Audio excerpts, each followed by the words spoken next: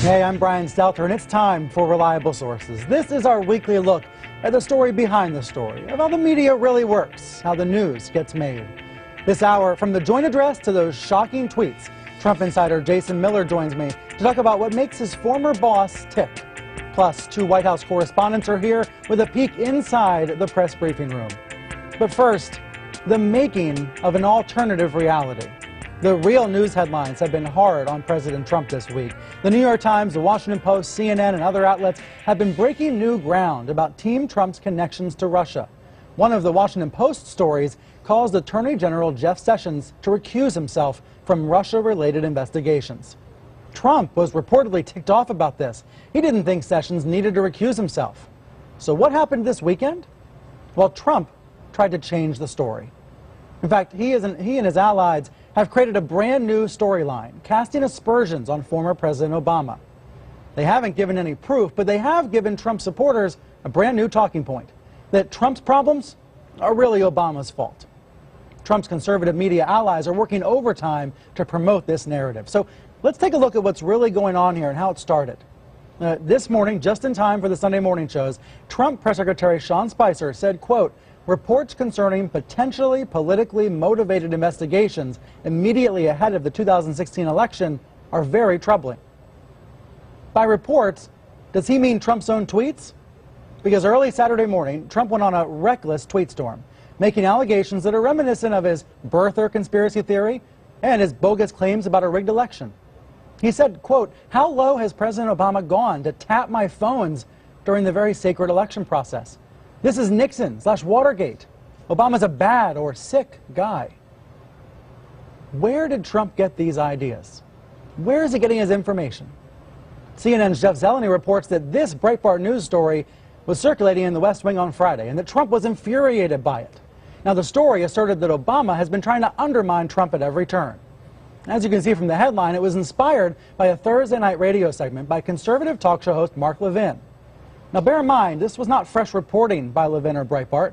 This was opinion, attempts basically to connect some dots. Okay, so that was on Thursday. That's how this news story started. Now it's Sunday, and the White House is calling on Congress to investigate this theory. Here's Sarah Huckabee Sanders on ABC's This Week. These are extremely serious charges the president is making. Where is he getting this information? Look, I think there have been quite a few reports. I know that Jonathan and others earlier in the program mentioned that it was all conservative media, but that's frankly not true. The New York Times, BBC have also talked about and reported on the potential of this having had happened. The Times and other news outlets did not report that Obama personally ordered Trump's phones to be tapped. There's no evidence of that. Reporters have described ongoing investigations into Trump associates, investigations that began when Obama was still in office. So Martha Raddatz asked, was Breitbart the main source for Trump's tweets? Here's how Sanders responded. I think the bigger thing is you guys are always telling us to take the media seriously. Well, we are today. We're taking the reports that places like the New York Times, Fox News, BBC, multiple outlets have reported this. Wait, the New York Times? Earlier this week, Trump said the New York Times was evil. And one of his aides recently called the BBC fake news. The failing New York Times. You and your colleagues have fallen into this trap of fake news. The failing New York Times. Okay, so keeping that in mind, let's go back to what Sanders was saying on ABC. All we're saying is let's take a closer look. If this happened, Martha, If. I agree. Why is the president saying it did happen? Look, I think he is going off of information that he's seen that has led him to believe that this is a very real potential. And if it is, this is the greatest overreach and the greatest abuse of power that I think we've ever seen, and a huge attack on democracy itself. And the American people have a right to know if this took place. Sanders is doing something the Trump administration tends to do. Take the arguments and the allegations against Trump and turning them on somebody else. Trying to do this flip-flop of sorts. So we've seen this news story. We presented this news story. It started on Thursday. Now it's Sunday. It gives Trump voters a new argument, something new to debate, something new to respond with. But what's the real story? Let's bring in Kathleen Hall Jamieson. She's a director of the Annenberg Public Policy Center at the University of Pennsylvania. And in Washington, Bill Plant, a famous former White House correspondent for CBS News. Bill, you've covered Washington for more than half a century. Have you ever seen anything like this? No. In previous administrations, there was tension between White House reporters and the president's staff, but never in this kind of situation where stories have been deliberately set up to take the place of whatever is actually happening and direct attention elsewhere. So this is new, but I think it's very important that we not allow ourselves to become involved in it personally, that we simply follow it to where it leads. Do you see the Trump administration taking the words that are being used against it and trying to turn them around? For example, Watergate. Of course, you were one of the reporters in Washington covering Watergate. Trump is using the word Watergate on Twitter, trying to turn it around and say Obama is acting like Nixon.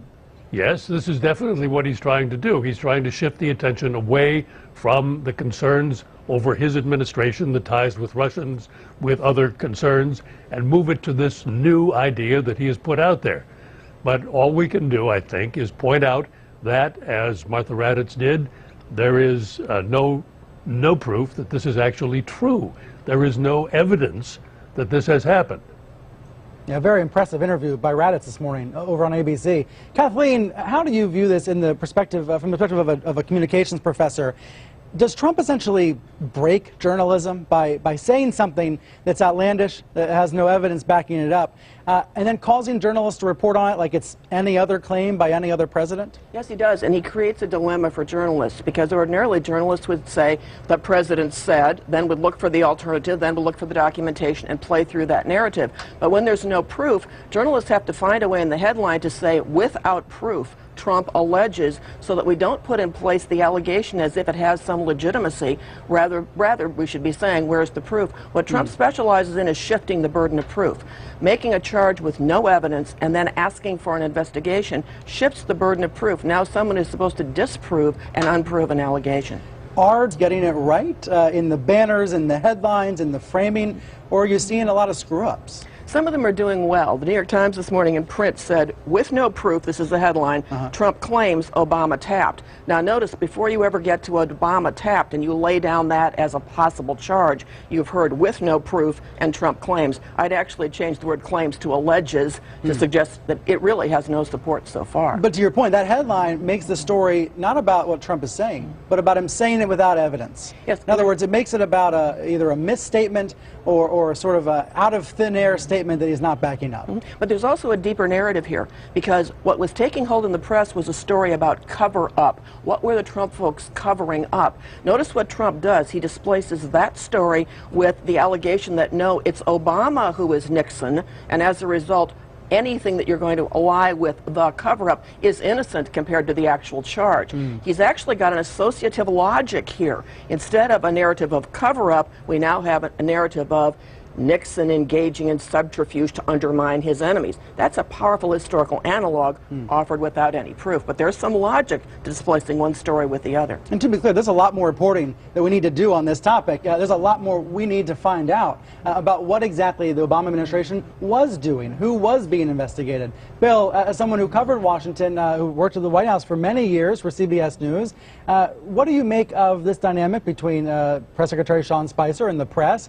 This morning, Spicer said, we're not going to talk about this at all anymore until there's an investigation.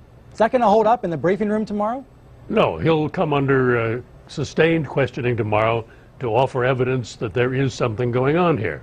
And he will deflect that, as he has in the past, because so far they haven't been able to provide any evidence. But again, the important thing for reporters covering this is not to get involved personally in disputing this or disputing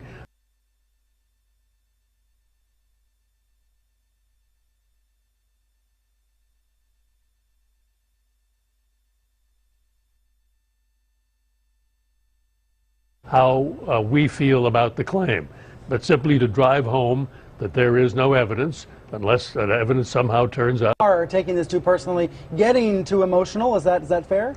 Yeah, I see tweets from people, and no names, of course, but who are offended by what's going on. Well, if you are offended by what's going on, you should keep it to yourself. On those words, on that note, Bill, thank you very much for being here. I appreciate it.